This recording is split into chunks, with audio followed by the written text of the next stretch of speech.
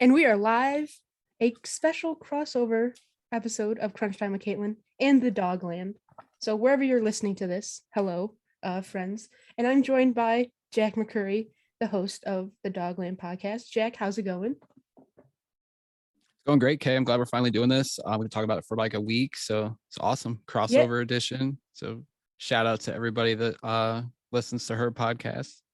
Yes, and hello to all the DawgLand listeners. You get a chance to hear me as the host or de facto host for tonight. Hopefully you come back for the next episode when Jack is still the host, because it's probably just a one-off thing. So the 53-man roster, and we talked about it just a few days ago, recapping the game on Sunday. It's here. Like, we see who got cut. We see who made the IR. So let's just start with the surprise cut. I would say, I guess, kind of a surprise, right? Khalil Hodge getting cut. Just your initial thoughts and him going to the Detroit Lions, reuniting with John Dorsey and company.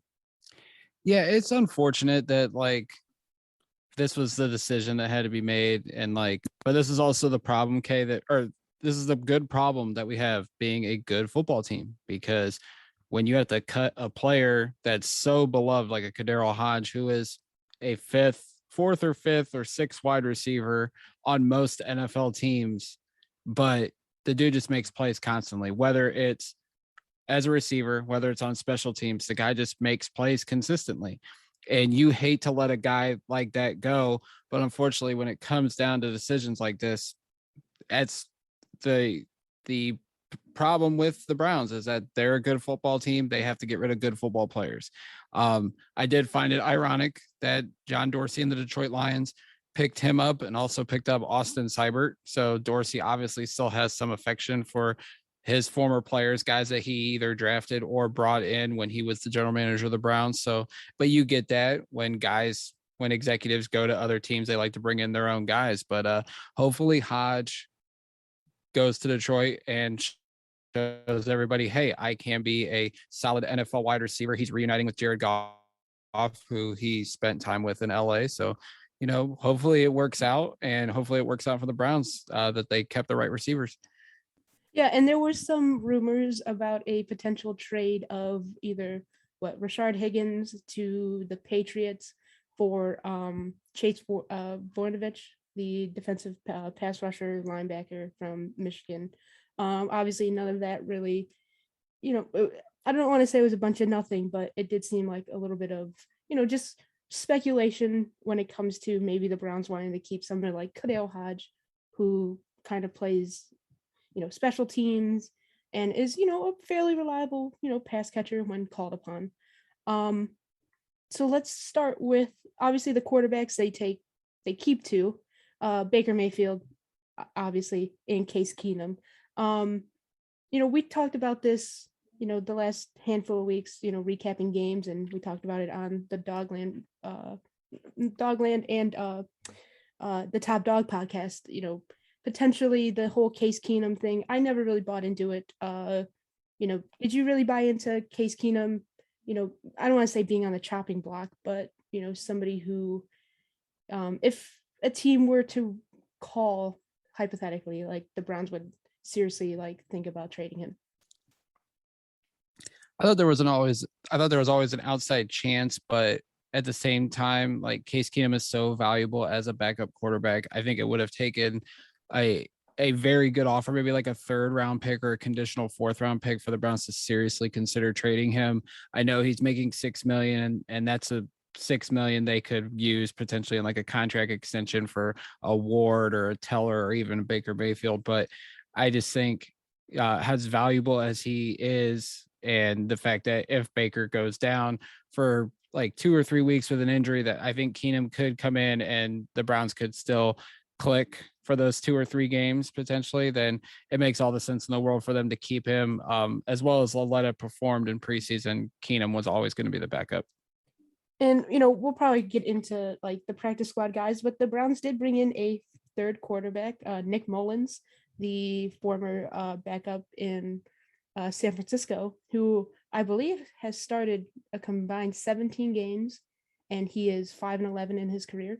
But I think overall, for someone like Nick Mullins, I like him. I think he's a solid backup, and I wouldn't be surprised at all if he ends up being the backup quarterback in Cleveland for the coming years, as long as he's not like plucked off the practice squad like Garrett Gilbert was last year.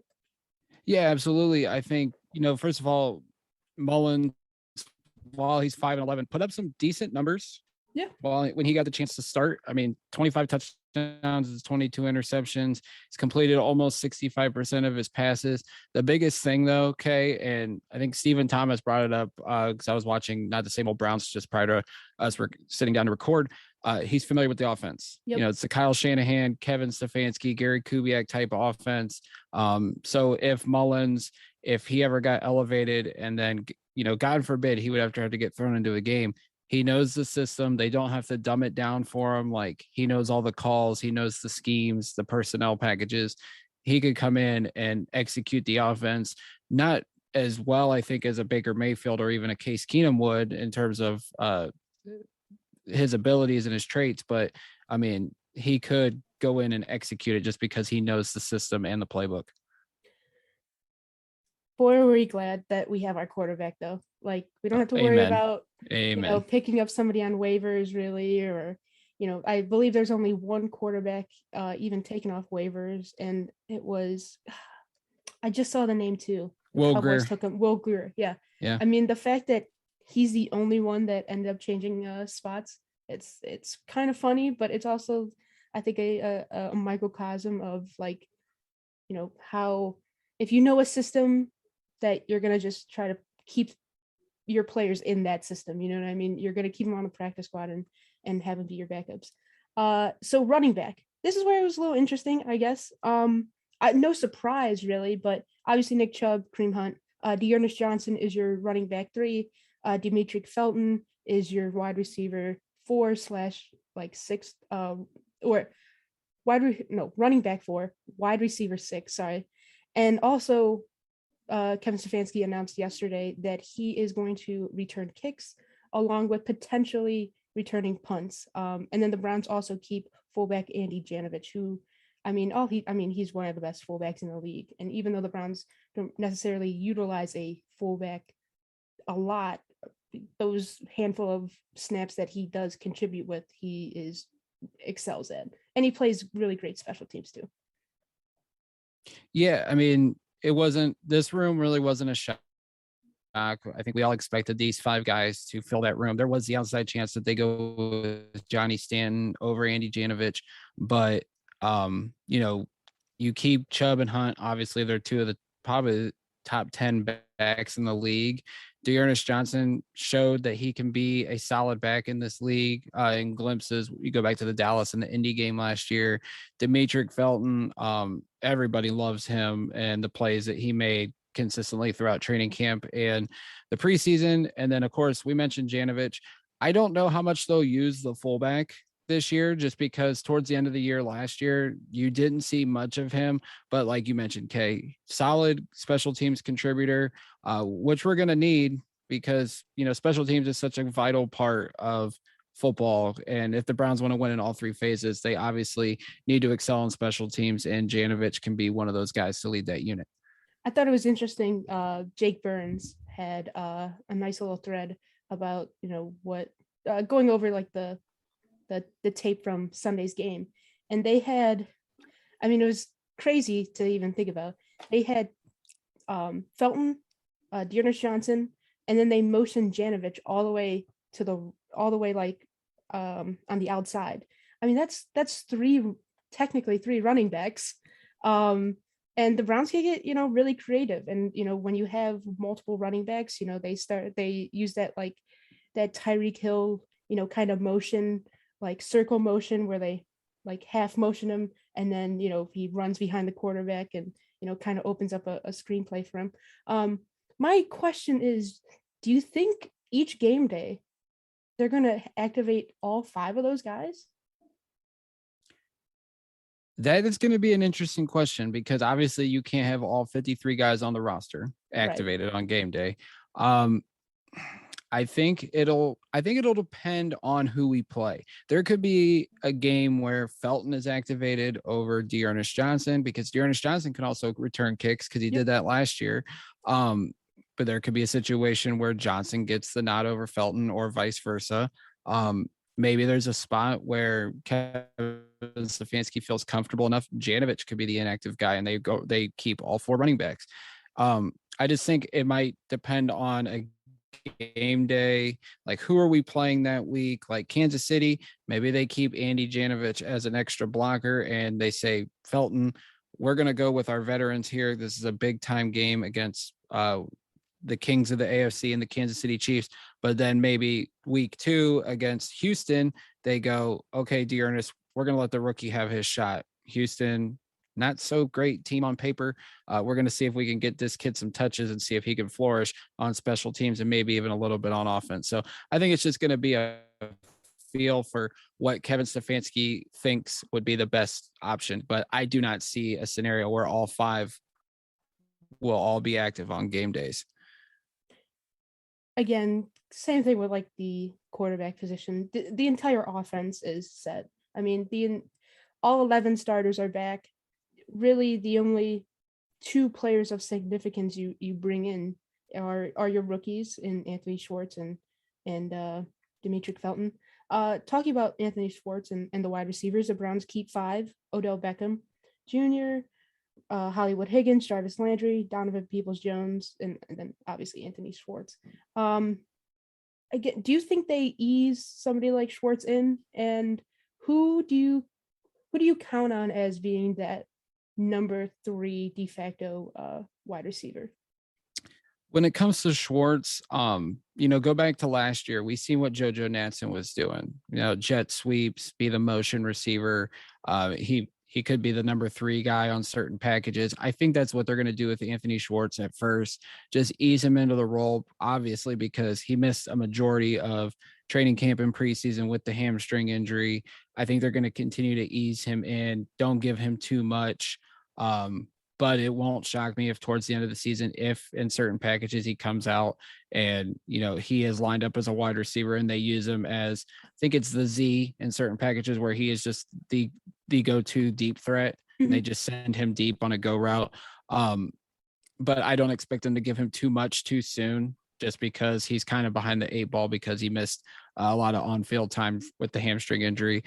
As far as the number 3 goes, there'll be the debate. Well, Higgins is, Baker's security blanket, the stats all match up, and that's fine. But I really think Donovan Peoples-Jones takes a step this year. We've seen it throughout camp and preseason consistently. The Browns offense, he was the go-to man.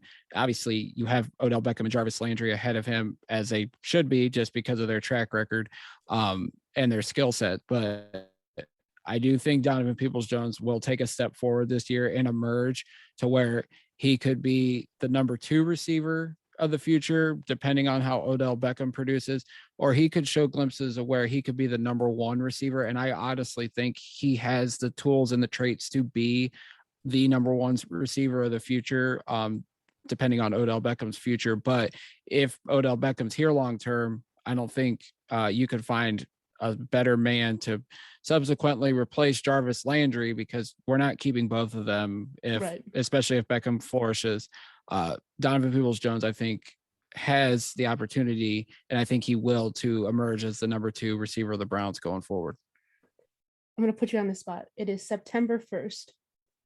Who at the end of the year leads the Browns in reception yards? I say Odell Beckham Jr. Okay. Even, do you think that he's on a snap count the first quarter of the season? Or do you think it's all kind of like gamesmanship from Kevin Stefanski to the opponents, especially like the Chiefs week 1? I think he's holding his cards to the vest, and I think week 1 he's going to unleash Odell Beckham on Kansas City. And based on what we've seen in pre-games and stuff, I think Odell is hungry and he is going to come back and be a force. I really think, and I really hope this is the case, because I just think Odell's hungry, and he's ready to silence some critics because they're very critical of Odell and Baker Mayfield. But I think Odell wants to prove to people that he can stay healthy and still can be one of the elite receivers in the league. You got me excited. Just like thinking of that. Honestly. I'm excited too. I mean, just the whole fact of like, man, for a year, I mean, even since he's been here, like obviously the Freddie Kitchens year with Odell, he still puts up crazy numbers. He's banged up, but like that offense was just, basically like backyard football, schoolyard stuff, right? When you don't have like a legitimate coach, game planning. It's as far as we heard of all like the stories. Last year we saw glimpses of Odell, and then he gets hurt, and of course, you're 8 weeks into the season, and your quarterback and offense is playing better because they're more comfortable in the offense. You didn't have the off season and preseason and all that stuff. And then now, like, like you said, we see him warming up, and it's just like, my goodness, it's still Odell. Like, even after all these injuries, like he's still like one of the most dynamic playmakers when he has the ball. Talking about a dynamic playmaker and somebody who I would say is, a very polarizing figure in Cleveland and on this Browns team, David Njoku in the tight end room. Do you think he emerges as the de facto number one towards the end of the year? And do you think the Browns end up, keeping him long term? They have a lot of money in Austin Hubbard. Harrison Bryant, they spent a 4th round pick, and they really, really like him. Obviously, Kevin Stefanski loves his tight ends. They use 2 tight end sets, I believe the second most behind the Vikings, or maybe they might have been even the first. Just your thoughts on the tight end room and David Njoku. I love Njoku ever since we drafted him in the late first round. I think it was 2017. Like, I always seen the potential in him. He's still only 25 years old, so there's still time for him to emerge and be the freakish athletic tight end we know he can be.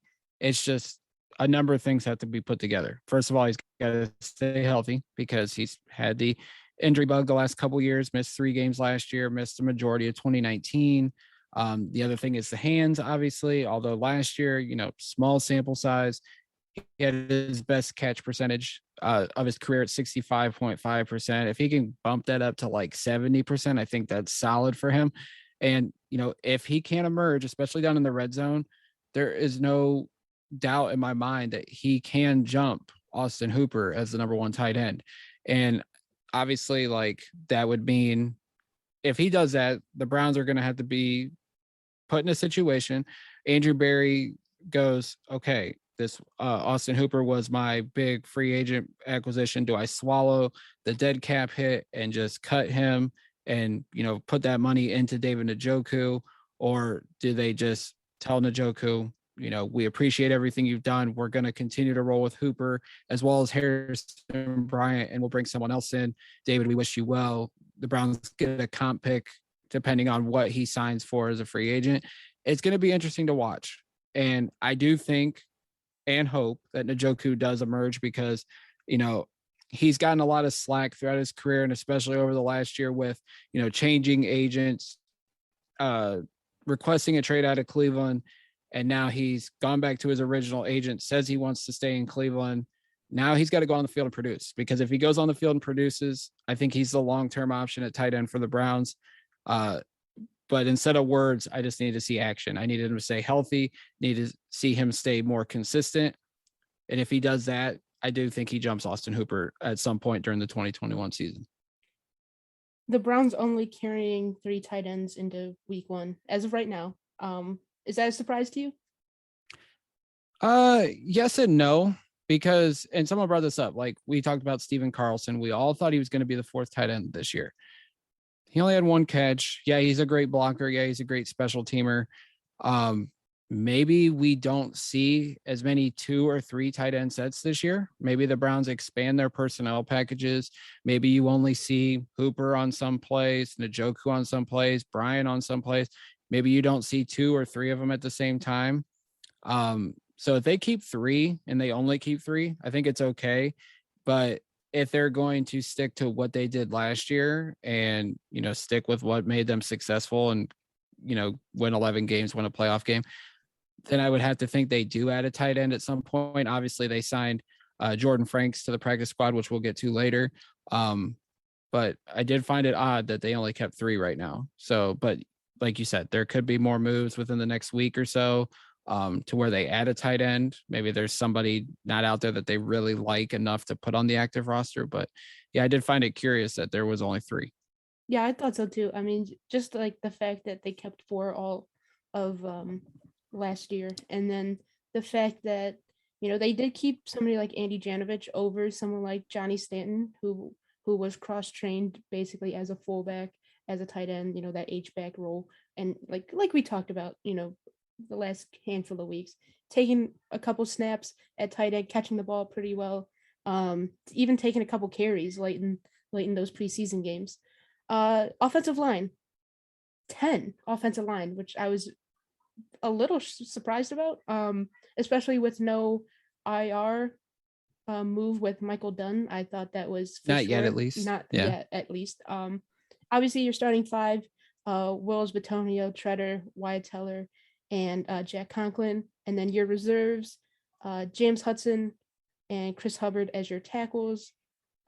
Nick Harris did end up making the team, and I think it was kind of one of those things where, yeah, he had the, was it a holding play on the first play of Sunday's game? But, when you trust somebody to, be the center of a game where like you're not starting your normal center but you're starting your quarterback and you trust him to be that guy.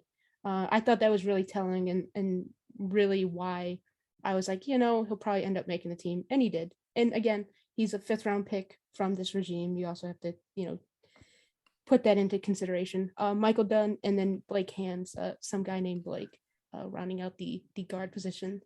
Like I said, really my only surprise was, 10, while also not IRing Michael Dunn yet. And I guess Nick Harris, but then again, like I said, like he was starting with the starters, so they must really like him. You know what I mean? Yeah, I mean, like you, I am shocked that they did keep 10. Michael Dunn was on the side practicing today, at practice, because he was away for a week, according to the report. So maybe he is doing better. Maybe he was just getting treatment inside instead of being on the side, riding the bike. But they obviously got the reserves right, I think. Hudson, as bad as he struggled in the preseason, we knew that they were not going to cut him or hope he slided to the practice squad, because I'm sure he would have got picked up. As critical as we were of Nick Harris, Bill Callahan must like him. Yep. They must have a plan in place to where he may be the long-term center after this season, because JC Trutter's contract is movable to where they can cut him. So obviously they still like him right now, even though he's undersized, even though he has struggled a little bit.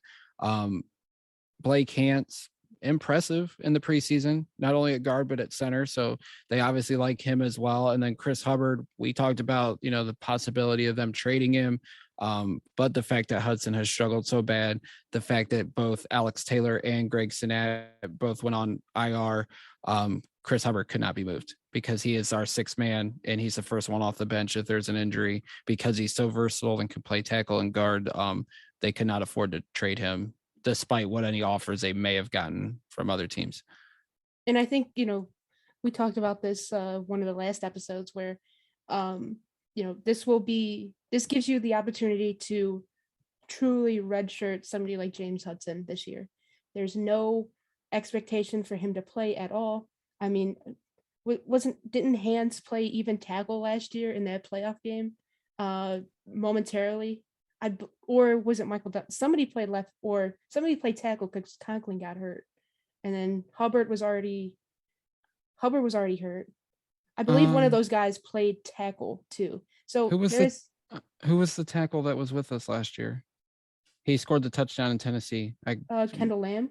Kendall Lamb. He went in. I think Hans did play tackle. I think it was the Kansas City game, because Wills got hurt, and then Lamb went in and Lamb got hurt, and I think Hans had to go in and play tackle. If memory serves me correctly. I think you're right about that. But, like you said, being a versatile, having somebody who could potentially play all three spots. And then, like we said with Hubbard, he's your sixth man in case anything goes down injury wise. And, I mean, when you look at Wyatt Tiller, as great as he played, he only played 11, 12 regular season games last year. And if you want to continue to have success with not just your quarterback, but your running game and all that stuff, like you have to count on, six guys really, so I fully expect James Hudson to be one of the 5 that are inactive every game of the year. Yeah. I would agree too. And I just think he needs to sit and learn and just soak in everything that Batonio, Treader, Conklin, and Bill Callahan, and even Teller and Wills, just like soak it all in as a sponge and just continue to work on the side, like on your technique and everything. Just watch the tape, see how these guys like follow them, see how they go about everything from in the locker room to the film room to the field, and just soak it all in like a sponge. And I think in due time, just because he is still technically really new to the offensive line, because he was a defensive lineman at Michigan before he transferred to Cincinnati, you just got to give him time. He is obviously a project. I think the best thing for him though was during rookie mini camp, he was the only lineman there, so he got one-on-one time with Bill Callahan. I mean, I think that was really helpful to him, but I feel sitting and learning from this offensive line, all the people around him, is going to make him a better player in the long run, hopefully.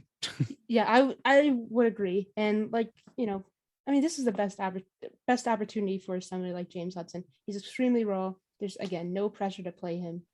Like we said, he's redshirted, and he's got a great offensive line to just learn from, and the best coach in the league to learn from. So talking about somebody who should also probably be inactive and redshirted this year, defensive tackle, 4th-round pick Tommy Togiai. Talking about the defensive line. So initially, they only had 3 defensive ends, but with Jacob Phillips going on IR, it was just like a technicality move. They brought back Joe Jackson to the official 53-man roster. So your defensive ends, Myles Garrett, Jadeveon Clowney, Takk McKinley, Joe Jackson, and then at defensive tackle, Andrew Billings, Jordan Elliott, Malik Jackson, Malik McDowell, and Tommy Togiai. And I believe Sheldon Day is back with the team. I saw him at practice too. So, those technicality type things where someone like Sheldon Day, who was getting, first team reps throughout the training camp and preseason games, was playing defensive end late into the 4th quarter. And I think they wanted to, show that he is versatile to play, especially if they want to keep, they're going to have to, have multiple defensive linemen inactive game day each week, again, to show versatility, to maybe move Day to the outside and Clowney inside at times, just get creative with stuff like that. I think the surprise with this room is Andrew Billings. Yes, they have a $3.5 million dead cap if they cut him, but the money's already, accounted for, so it doesn't really matter. But he didn't really show much, at least to me, in the preseason, and he ends up making the team. Yeah, I was really shocked that he made the team, but I mean, we can't take too much from preseason. I mean, you think back a couple of years ago, Devereaux Lawrence balled out in the preseason, and then we were all kind of hyped thinking he was going to be an impact player for us, and he didn't do anything in the regular season. Yeah. So while Billings struggled, and he struggled pretty bad. Pretty badly. PFF graded him with a 51.6, which is not good by any means. But you got to think what was around him. You had Jordan Elliott, Porter Gustin, Joe Jackson, Cameron Malveaux. I mean, like, you had guys that were second or third stringers. And some of the guys are not here anymore, or they're on the practice squad. And, offensive linemen were probably focusing in on Billings. So that might be why he was struggling, because they were focusing all their attention on Billings because he was the best defensive lineman. I'm willing to give him a few weeks into this regular season. He's going to have Malik Jackson alongside him, as well as Jadeveon Clowney and Myles Garrett. Maybe we see the Andrew Billings of Cincinnati come back, and where he can be a solid guy that can stuff the run and maybe get after the quarterback a little bit. But yeah, it was a shock that he made the team. I just feel like when I look at the defensive tackle room, and you mentioned Togiai, I hope he doesn't see the field at all this year. I Right. just hope he I agree. redshirts, much like a James Hudson. Malik McDowell. That's the feel good story coming out of Browns camp. This dude was a 2017 draft pick and never played a game because of all the legal troubles he's been in. He's worked his butt off to get back into the league, and he balled out in the preseason, balled out in training camp. Much like you mentioned, Sheldon Day, he was taking snaps, I think, at defensive end. So, we've talked about it all offseason. Versatility is something that Andrew Berry and Kevin Stefanski love. We could mention the defensive end room where, it might be a little uneasy behind Miles and Clowney, but you have Malik McDowell. I think Malik Jackson can even kick out on some plays. You do have Tack McKinley coming back. Hopefully he can make an impact as well. But McDowell, I mean, I don't know what their expectations are for him. Hopefully they continue just to ease him, not to give him a lot, but just give him a little more and more each week. If he shows anything to what he was coming out of Michigan State 4 years ago, the Browns got themselves a hell of a steal. And what a redemption story it will be if Malik McDowell comes back and is an impact rotational guy on the Browns defensive front, especially if they can make a deep playoff run in 2021. Yeah, because I mean, you could never have too many, solid defensive linemen. And I always thought that the defensive tackle room was going to be like, not really based on individuals, just like this sum of all of them. And the emergence of, like you said, Malik McDowell, I mean, man, if he could develop into just a solid defensive lineman and just crack this rotation, because he's somebody, like you said, he could kick outside at times. I mean, we saw the power he has. Just, I mean, the play against Sunday against the Falcons, he pushed that lineman 10 yards. I mean, it was ridiculous. And then like a couple plays later, he's the guy who ends up with like the main pressure that I believe was it Weaver or Malveaux ends up getting a sack on it, but that was all Malik McDowell. Like it was all him. And he played extremely well. And like you said, what a story. I mean, to go from being, what was he, the 35th or 37th overall pick in 2017 to, having a terrible crash where he's out for the year. He crashes his ATV and then he ends up in jail. And now look at him. He's made an NFL roster. He's going to play a significant role on this team. Linebacker.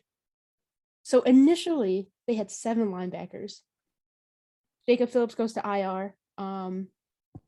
But Tony Fields is still around. Weirdly enough, they're trying to, for somebody who didn't practice at all, they had no rookie camp.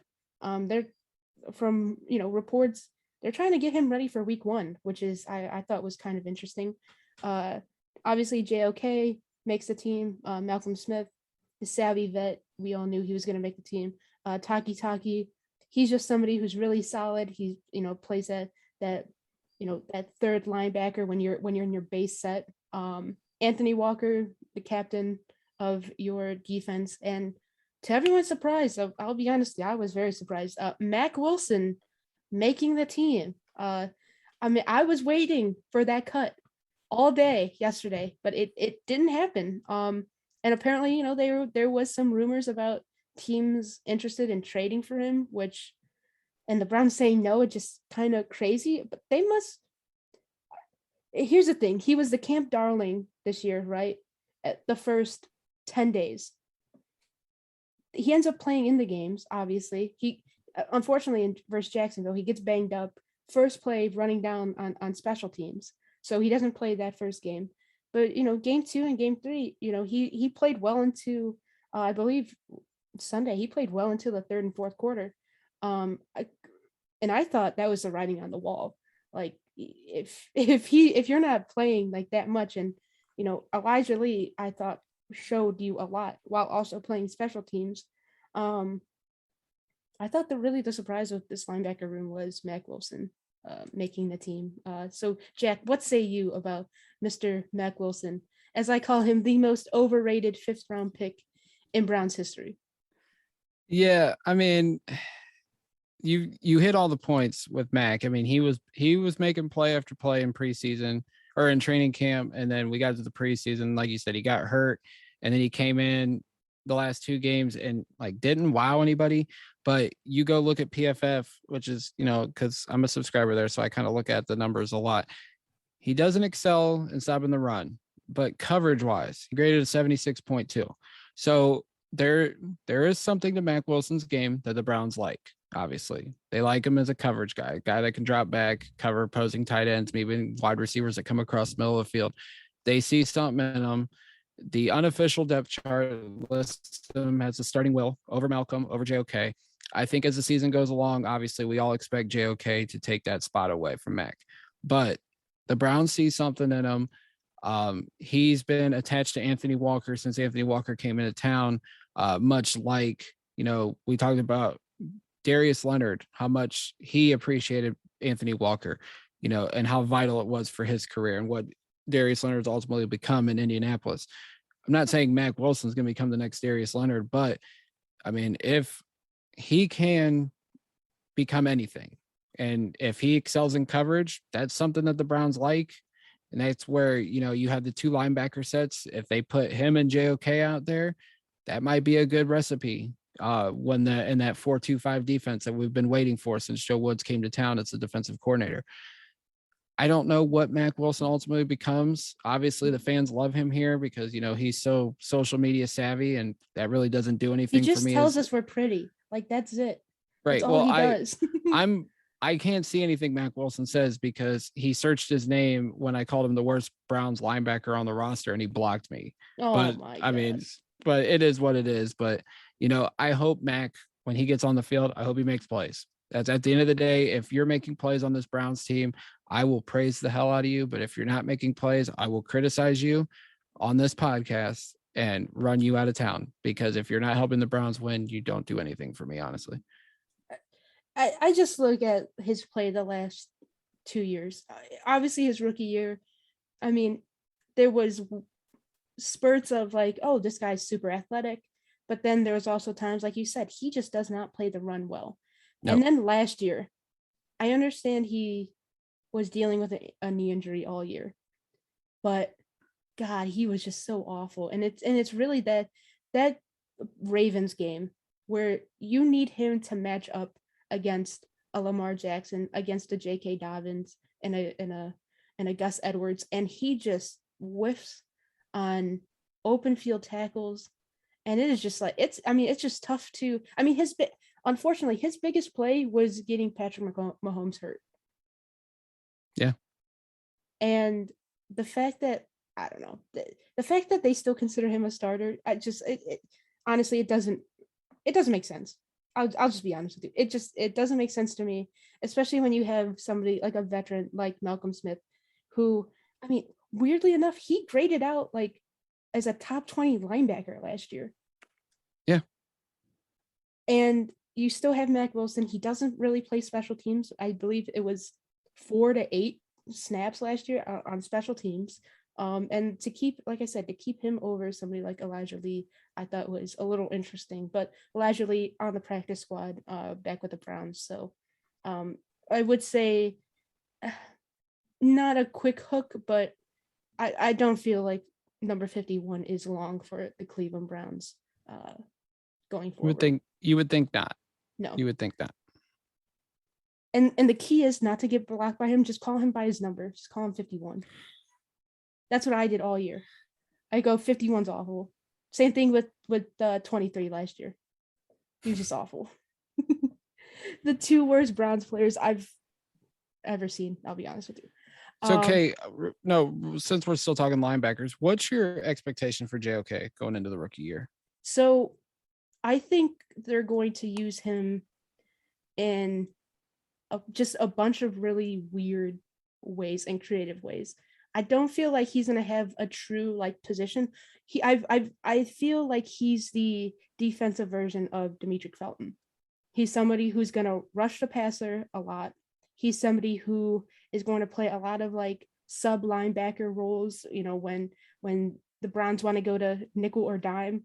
I feel like maybe not initially, but he's got to be on the field, and he's got to be on the field a ton because just his versatility. And my thought process is, in a 2-minute drill, when a team is doing their hurry up offense, you need somebody like JOK to go from your base defense or whatever to then go out and maybe cover a slot receiver or a tight end lined up as a receiver, or a running back lined up as a receiver. You need somebody like JOK. And then, when you place a team like Baltimore, I mean, you go follow Lamar Jackson, just spy him, make sure he does not go anywhere. And initially teams are going to run at him because he's so undersized. And it's insane to even think that he's a linebacker, or even considered a linebacker, because you look at number 28 and he just looks like a box safety. But the speed and the power he plays with, I think, is going to greatly make up for whatever deficiencies he has as being maybe a shorter, leaner type linebacker. Because I mean, Darius Leonard, he's not that big either. I mean, I believe they're both around 230, if that, honestly. So my expectation for JOK initially, just kind of ease him in, but by the middle and end of the season, I believe he's going to play just a multitude of roles for this defense. I hope he is the player that we all kind of thought Grant Delpit was going to be. You know what I mean? I would rather put all my eggs in the JOK basket than the Grant Delpit basket. No, without a doubt. Right now, I would definitely do the same. I just think like JOK is going to be, I think you're going to ease him in at linebacker, but it will not shock me. Like you said, you're going to see him in certain packages where he goes out and is covering the slot receiver, might drop back and play a little safety as well. You mentioned, honing in on Lamar Jackson. You think of all the quarterbacks the Browns have to play this season. Patrick Mahomes, he's got some mobility to do his game. Chicago, week 3. Do we see Justin Fields at that point? That could be a guy JOK is going to be spying. Kyler Murray, week 6. Yeah, week 6. I mean, with and then all down the speed that they have, I mean, insane. Really, and then down the stretch, you have Lamar 2 games in a row. Then you have Derek Carr, who's got some mobility, and then Christmas Day, even though he's getting up there in age, Aaron Rodgers can still roll out. So JOK is going to try to put a stop to Aaron Rodgers trying to extend plays with his legs as well.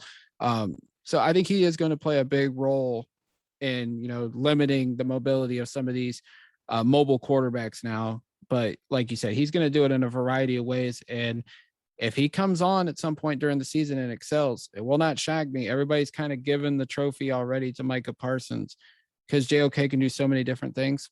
I think he can be in the serious contention for Defensive Rookie of the Year once we get towards the end of 2021. And I mean, just to imagine the creative pass rushes Joe Woods has at his disposal now. I mean, we could hypothetically see, Jadeveon Clowney and Myles Garrett lined up at like defensive tackle with Tad McKinley and JOK as the de facto ends. I mean, it's honestly insane. And I mean, this is a put up or shut up year for Joe Woods. I mean, I was one of those people who said, if you're going to make a change with Joe Woods, do it last year. You don't want to, I mean, my thought process was historically awful anything should get you fired. And that team could not stop anybody on 4th down. I believe the stat was teams were 22 of 27 on 4th down against the Browns, or it was like 23 of 28 last year.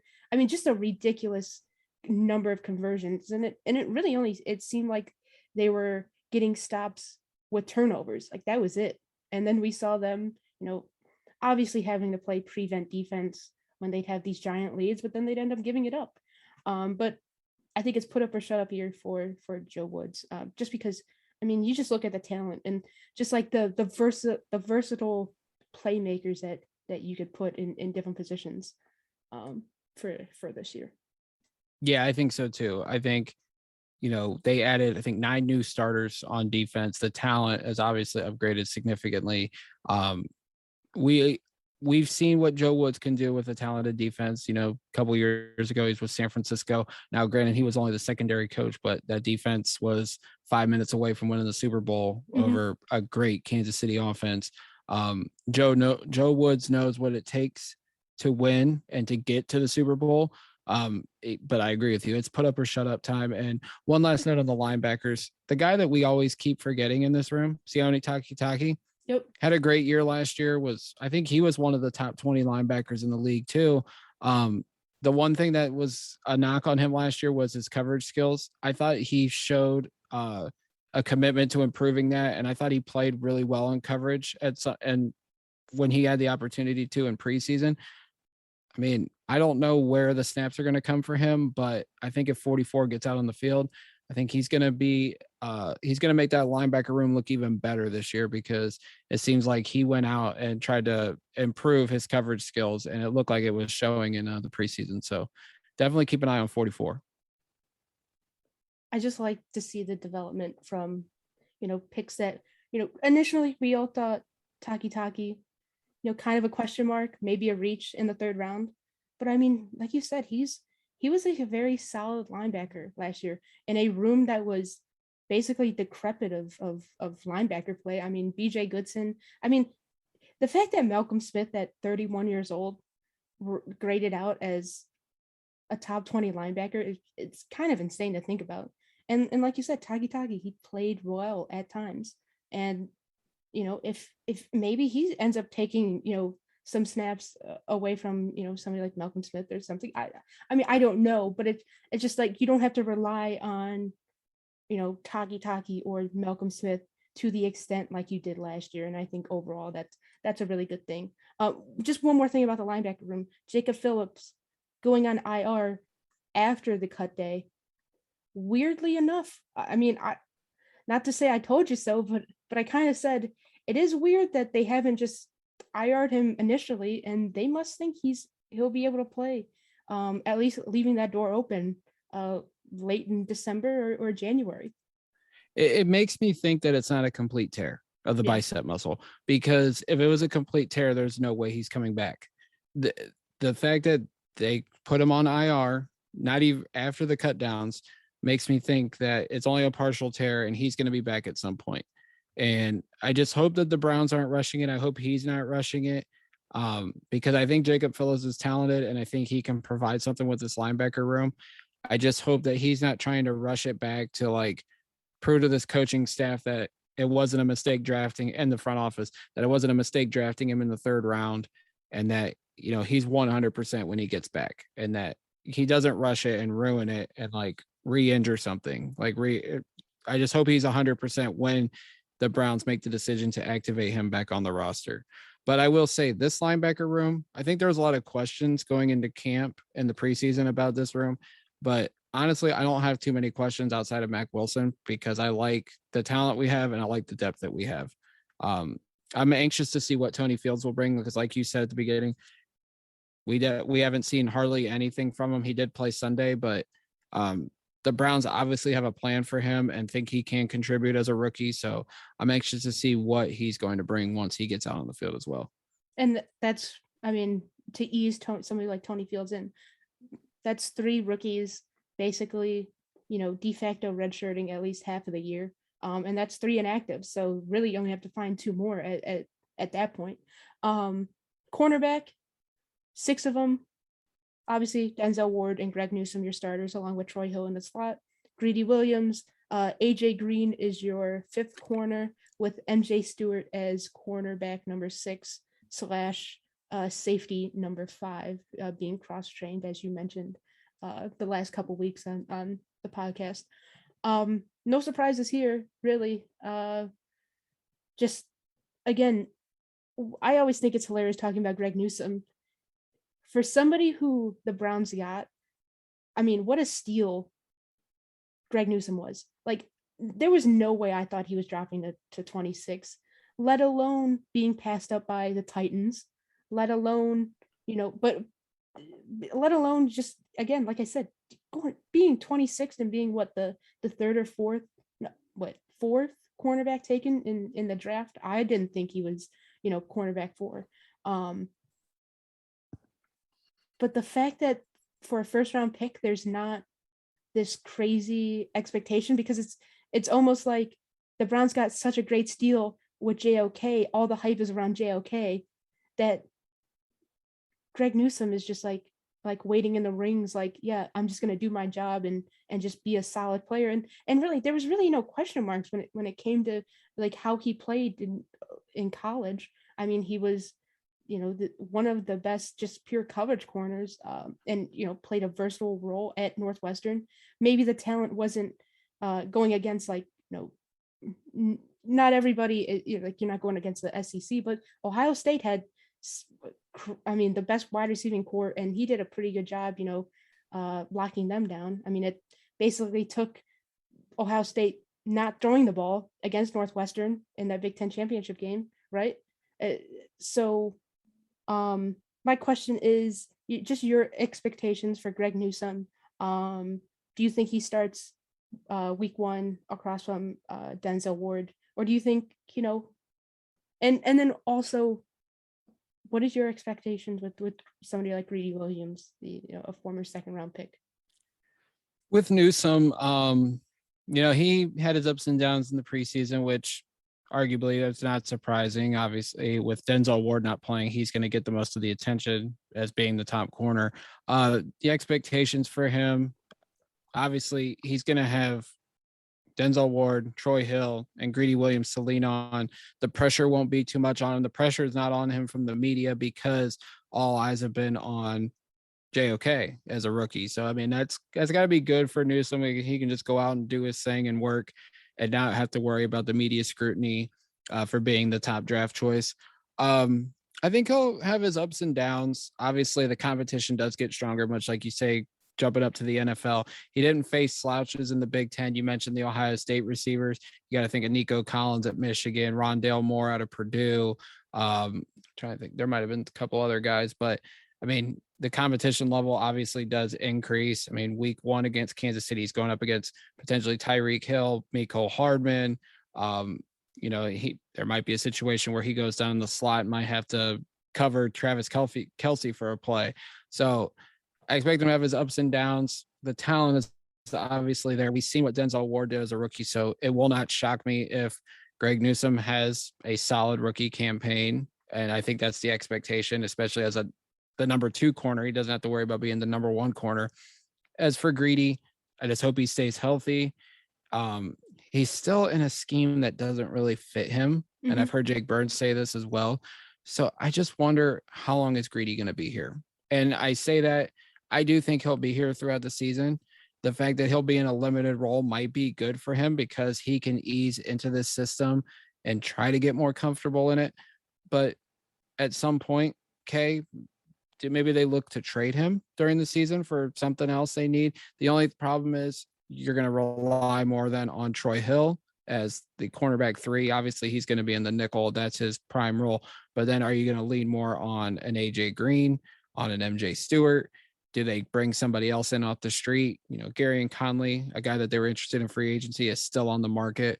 I don't want them to give up on Greedy because I do think he's talented, but I just wonder if he doesn't fit this scheme, how long are the Browns going to be patient with him, or do they try to move him, or just, I don't know what the plan is. I just hope Greedy can stay healthy though and make some kind of impact because, like I said, the talent is definitely there. I think at this point, I think you got to keep him.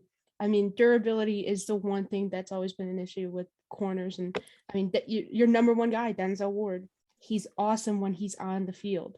And obviously I would assume we both agree that he should get paid whatever he wants. The Browns should just write him, his fair market value check. But there is a thing where when you do play 17 games now in the regular season, maybe you have to kind of pencil in, or, at least consider Denzel Ward might not be healthy for all 17 games. Maybe his de facto 4 games he's out per year.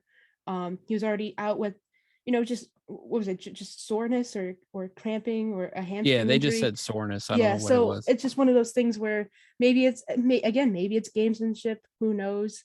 Maybe they know that Denzel Ward is just I don't want to say injury prone player, but he just tends to have these nagging injuries at times. But I would say, you got to keep him, because you just can't have Robert Jackson be playing week 17 or week 18 and in a wild card playoff game again. Like, you just can't have that. We You can't don't have want to go MJ through that again. And you can't have MJ Stewart being the last line of defense against a Chad Henne scramble either. You know what I mean? I still have nightmares over that. We all have nightmares over it. The safety room. My goodness, the safety room was so bad last year. Outside of Ronnie Harrison, but again, somebody who just couldn't stay healthy and stay on the field at times. They bring in John Johnson. I mean, just in the brief spurt that he played Sunday, just the awareness and the leadership, you could just tell, like, just watching the game.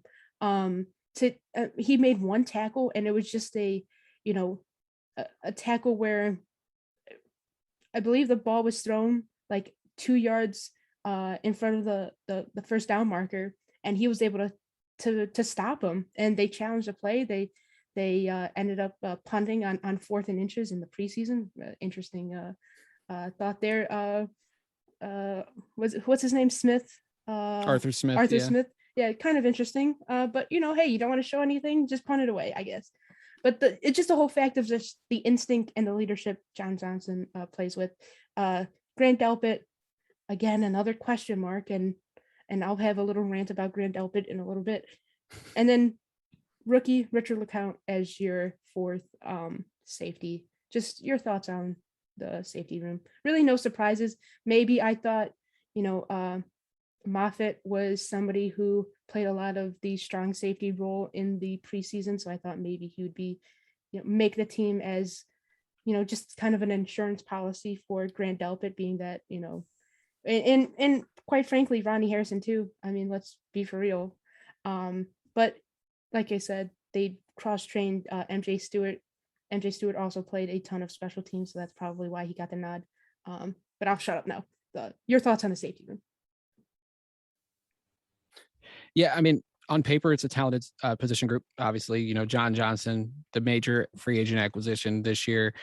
You mentioned it. Everything he brings to the table on and off the field, just a great football player to have in this room. There's no questioning the talents of Ronnie Harrison and Grant Delpit, but I think the biggest key to this position group is durability because of those two. Because Grant Delpit, obviously coming off the Achilles injury, I wouldn't expect too much from him right away. I think a lot of people, the perception is he's going to be available for week 1.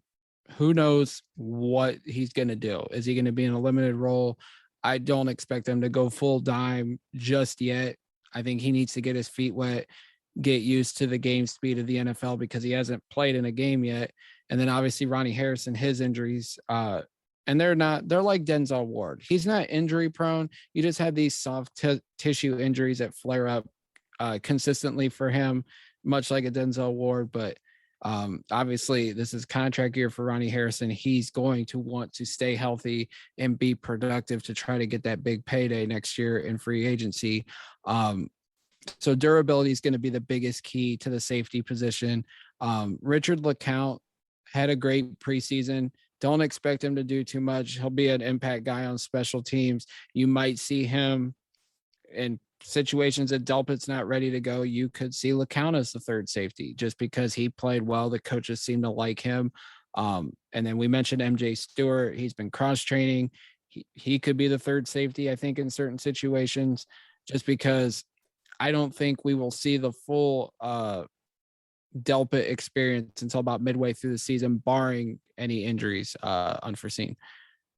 Okay, here's my rant about Grant Delpit. And it's really a rant about Joe Woods. So a couple weeks ago, he's talking about the whole dime package, and that, maybe he has to tone it back down a little bit because, Grant Delpit got banged up again and stuff like that. All we heard this entire offseason was Joe Woods wants to run 400 plus snaps worth of dime. Nathan Segura said it, I mean, basically anytime he opened his mouth when talking about Joe Woods. And now you have your handful of weeks towards the season. And he's like, well, maybe I have to tone it back a little bit because of the Grant Delpit injury. So why not bring in somebody who can maybe replace Grant Delpit in that role? Maybe it's JOK. Maybe it is JOK. Who knows? But it already feels like there are, like, the excuses are building for Joe Woods. And I really don't want to hate on him. And like I already kind of said, like, he's on a short leash for this year. It's put up or shut up. But I kind of feel like there are these subtle hints of excuses when it comes to maybe the success that they may or may not have in the back end when it comes to running dime, or really it's the whole dime thing that was just very bizarre because it was just hammered over and over and over again. Then why did you put all your eggs back in the Grant Delpit basket when he's still a de facto rookie? He's coming off of an Achilles injury, which is literally the worst injury you could have when it comes to like soft tissue injury or, like muscle injuries. I mean, to completely tear that. I mean, and then now, I mean, the issue last year was they put all their eggs in the Grant Delpit basket and he gets hurt. And you do the same thing this year. While you already know that he's, again, maybe not an injury prone player, but he's somebody who's coming off of an injury. And like I said, he's a de facto rookie. He has yet to play a snap in the NFL yet. He's yet to even play in a preseason game yet. Yet we're still going to, again, put all of our hopes and dreams of this dime formation on the shoulders of a second round pick too. I mean, what did they trade back and then trade back up for Grant Delpit last year? It was something to that effect. Like, remember, It was with the Colts. They traded back and they ended up getting, I can't remember the specifics of it, but you had significant draft capital in Grant Delpit. But it's just like, why is he your everything? I just don't understand that, especially when, like I said, he was banged up all of last year. It could be gamesmanship, much like you said. It could be. I mean, but the thing is, we talk about this dime package. They don't necessarily need Grant Delpit for that. No, they could roll out. They could roll out Ward, Newsom, Greedy, Troy Hill, and then Harrison and Delpit. There's your 6 DBs. Mm-hmm. Or they could put Lecount in, or they could put Stewart in, like we just talked about a little bit ago. I don't think Grant Delpit is the be all end all for the dime package. But I do, like you said, like you just went on your rant and said, I do find it funny that, Joe Woods did talk about this all offseason. It was hyped up through the media, whether it was in-house Browns media or the local media. And then all of a sudden it's like, well, we might not see it as much. I tend to think that maybe Joe Woods is just downplaying it because you don't want to tip your hand to teams. Like, yeah, we're going to go out and run dime, like get ready for it. But teams might have been preparing for it already, just looking at our personnel and saying, mm-hmm. Hey, they got 3 talented safeties in that secondary, as well as 3 or 4 talented corners. We should expect them to play some dime, especially like a team with Kansas City that has Hardman, Kelsey, Tyreek Hill, Clyde Edwards-Helaire. They have talented offensive weapons. Like, I would expect the Browns to run multiple defensive backs, like nickel and dime packages, plenty against those teams, just because we have to match up their personnel with our personnel in order to win football games. So I just think he might be trying to downplay it now, just to try not to tip his hand. But I do find it funny, like it was hyped up all offseason. Then like 2 weeks before the season, or 2 weeks ago, it was just kind of like, oh, well, we might not run it as much. I did find it a little odd, much like you. I just found it odd that it was all centered around Grant Delpit, right? One player. Like that, yeah. That's what I thought was bizarre. And especially one player who, like I said, and I keep harping on. And if you're not familiar with me and Krunch Time with Katelin, I just tend to harp on like the little things. It's, why are you putting all of your eggs in Grant Delpit's basket? I just don't understand it. And I've said it a million times, but it seems like they're doing it again. But maybe I'm just getting debated. But didn't they seem to do it last year too? And then all of a sudden 100%. He got hurt, and then the safety room just it imploded. And we had to roll out Sendejo and Carl Joseph. Thankfully, Andrew Berry worked his wizardry and got Ronnie Harrison for a 5th round pick. Yep. But even that couldn't blanket the fact that Joseph and Sendejo were our starting safeties for the first half of the year, and we got completely exposed in games, and it was just a disaster. I mean, the fact that, I mean, Ronnie Harrison he didn't really get significant playing time until that Colts game. He gets the pick six, but then unfortunately he gets banged up again, I believe, like later on in that game, and you had Sheldrick Redwine end up, getting the game clinching interception against Phillip Rivers. But it's also the thing, kind of putting all your eggs in one basket. I mean, going back to like the linebacker room, just really quickly about last year, Malcolm Smith, he wasn't signed until Mack Wilson got hurt. So there was no initial plan of Malcolm Smith even being on this team. And he ends up grading out to be your best linebacker. I mean, it's just a little bizarre to me, and which is why there's just a lot of question marks. And I'm extremely skeptical of Joe Woods, because I feel like there's a lot of excitement and a lot of hype. And like you said, you have somebody like Greedy Williams, who is talented and had a freak injury last year where, he ends up walking off with the trainers and you think, oh, he just hurt his shoulder, he's out a couple weeks, and then was day to day for an entire year. So I just feel like, why doesn't he, there's just a lot of whys when it comes to Joe Woods, I think. As much as like the players I think are solid and good enough to be a top level defense, a top 12, top 10 defense, especially when you have the talent of Myles Garrett and Denzel Ward and Jadeveon Clowney, as long as they all stay healthy, and John Johnson. But it's just like, man, I'm just cautiously optimistic when it comes to the defense this year. Yeah, but I will say there is much more depth this year than there was last year. 100%. And I just hope that it all comes together, because this is a top 10, maybe even a top 5 defense in an ideal world on paper. It's just a matter of, can they execute, can they stay healthy, and can they live up to the hype? Because as much as the offense has been hyped, the defense, obviously, with all the new additions, is been really hyped this year. We haven't seen them all out there healthy, like even in training camp. So it'll be interesting to see how it all turns out week 1. It's starting week 1 at least. Yeah, definitely. And obviously it'll be tough to, reenact last year of the amount of turnovers they got. But hopefully just overall the consistency on defense, just getting normal stops on 3rd and 4th down, which the Browns it just felt like they couldn't do it last year. The only time they ever got stops were the de facto turnovers. You know what I mean? So yeah, but I think with the more pressure being created up front, which I think we all expect it to, especially with the additions of Clowney and Tack and all of those McKinley guys. and JOK, I think the secondary will look much better. Last year, even though you had Myles for the first half of the year was dominant, and then the second half of the year, Vernon was dominant because Myles was recovering from COVID. We never got to see it all put together. If Myles and Clowney and even, Malik Jackson and Tack McKinley, if all these guys can consistently generate pressure, I think the secondary is going to perform much better. I think every level of the defense will perform better if each one does their job. They will all benefit from it. So, but like I said, you got to stay healthy and you have to go out and produce and execute. So if they do that, the defense is going to look much more improved, as it should.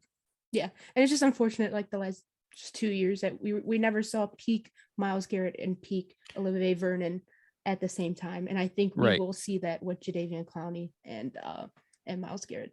And then the 3 special team players, Jamie Gillian, your punter, Charlie Hewitt, your long snapper, and Chase McLaughlin as your kicker for now.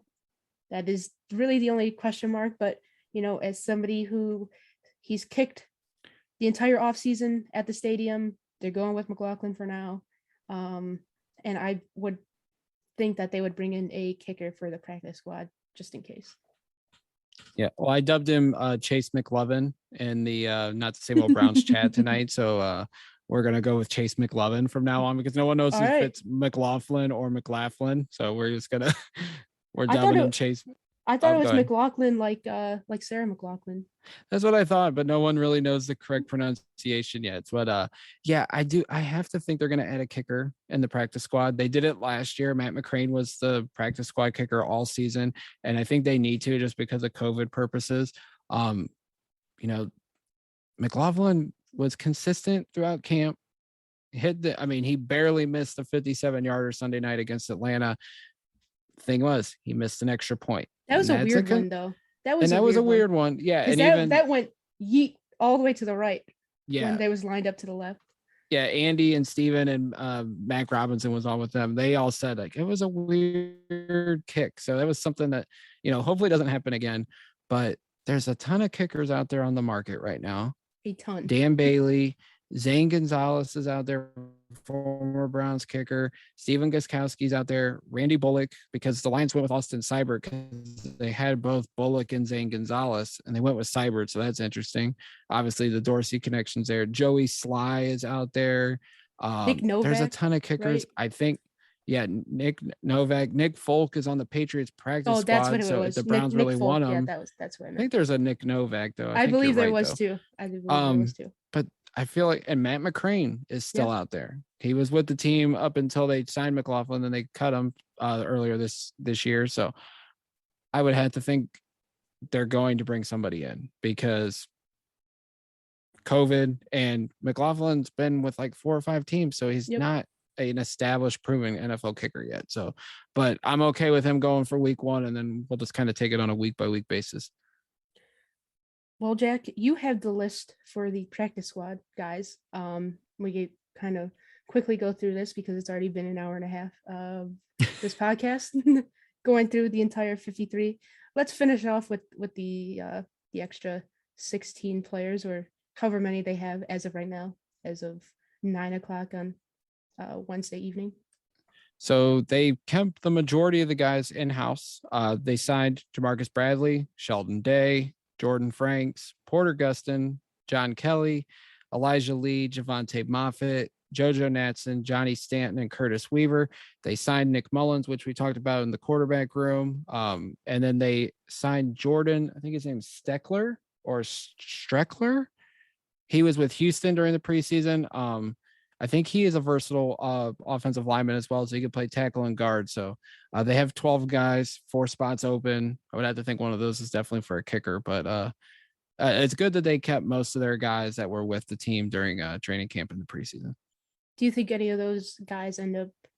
I think we kind of talked about Sheldon Day, so I missed that. I thought he was on the actual 53, but he's on the practice squad. Yeah. Okay. Like looking at this practice squad, like they can call up 2 a week. So Day and Gustin or I don't know if Weaver will ever make it up to the game day roster, just because he didn't look. I think he's still coming back from his injury, and I think it's just he's going to be another project, maybe another year, and then hopefully he turns into something. But like I can see Day and Gustin, like one of them per week, because you can only go 2 consecutive weeks getting called up, them getting moved up to be like the 5th edge or the extra lineman on the roster for sure. But I found it interesting that they kept John Kelly just because of the running back room already. But he played well in the preseason. Yeah. JoJo Natson, I thought he was going to get picked up. We talked about it, I think Monday night, that we thought he was going to get picked up by somebody else. I'm glad Jamarcus Bradley stuck around because I liked him when the Browns signed him as an undrafted free agent last year. So I'm glad he stuck around, but everybody else, like, I'm glad they kept guys in house. And if an injury or a COVID situation happens, they call somebody up. They know the system. They know the playbook already. It's just, they can get them out there and hopefully contribute in a winning way. And the Browns have 1 player on suspension list, Davion Davis, wide receiver, that's going to be interesting because he's out for 2 weeks. So he doesn't count against the initial roster. But he showed spurts a lot. And I think he's a very promising wide receiver prospect. So I don't know.